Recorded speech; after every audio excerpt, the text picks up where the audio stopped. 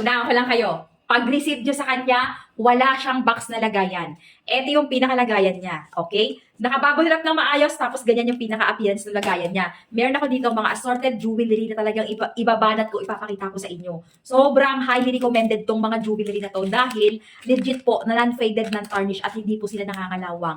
Literal po, hindi po talaga nakakalawang. Discounted yung mga jewelry natin. Pasilip ko lang sa inyo mga pangga. Tingnan nyo mabuti. Ay, eto yung necklace na nagtitrending, yung heart shape na necklace, eto yun. Tingnan mo naman yung pagka-heart shape niya. Ayan siya. Ganda niya, be. Promise. Non-faded, non-tarnish. Hindi po talaga nangangalawang yan. Eto yung isa.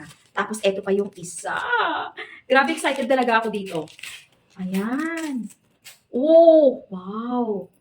Hala, ang ganda niya talaga. Grabe. Tingnan niyo naman.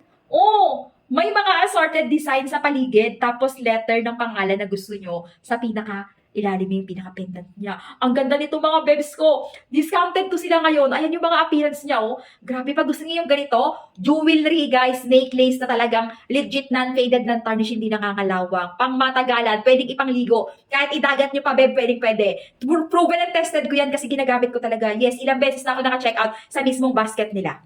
Dalian nyo habang mura pa.